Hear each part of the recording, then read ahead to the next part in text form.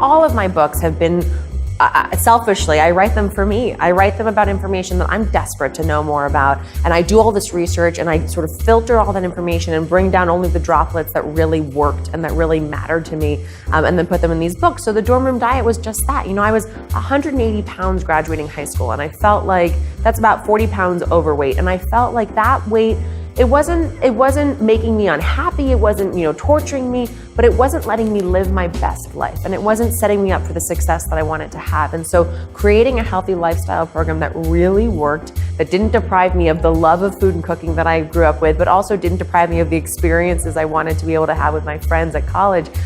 Putting that into a book was my way of sharing that stuff with other teenagers who I felt like, you leave the nest for the first time and either you've been brought up with an incredible, wealth of food that has been made for you that's delicious and healthy and you've never thought about it, and then you go to this free-for-all cafeteria and it's game over. Or you're the person who, like me, you were healthy the whole time, and so going to the cafeteria when no one's watching you, you're like, yeah, it's, night at the Roxbury or whatever. And it really is, to me, that tremendous freedom is also tremendous responsibility and tremendous advantage, because you're reaching kids at an age where they are realizing that they have control over their eating. They're realizing that they are able to make choices that are different than the ones that their parents made. And hopefully we reach them at a time when they want to be healthy, and that to me is a lifetime skill that will last with them for the rest of their life. I remember the first time I realized I could buy a bag of chips or a candy bar whenever I wanted. That there was no finite limit on how many times I could buy a candy bar. Because growing up, we obviously didn't have soda in the house. We rarely had chips or candy. And those items almost came to be taboo. And it was after I realized that they weren't taboo. I could have them whenever I wanted. What first happened was I would buy them and have 2 bites, 3 bites, eat some of them, and then either save the rest for later or throw it away.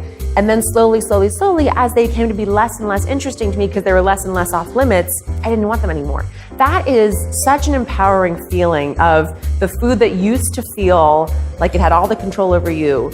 Suddenly you're back in the driver's seat. That to me is the most important brain change people can have around healthy living long term. Because that's the question I always get is I want to be healthy, I want my family to be healthy, but we love these indulgent things. I don't want to give them up. I don't want to say never to my favorite, bacon, egg, and cheese or whatever it might be. And my point is, you don't have to. If you feel like you can have those things whenever you want them, or that it is in your control to choose when you have them, then you can indulge in moderation. You can have, I talked about my 2-bite rule. So I would have every dish, I would have the first bite to experience, just to see what the lay of the land was. And the second bite I would have to really indulge and savor those moments.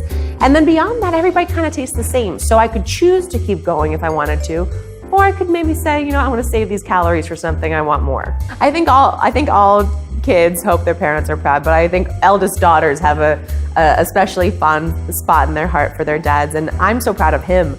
I mean, I look at he's doing, first of all, the dream. He's doing what he loves. He's helping people, and people are responding to that. And that to me is I couldn't be happier for him, and I hope that he is happy for me as well.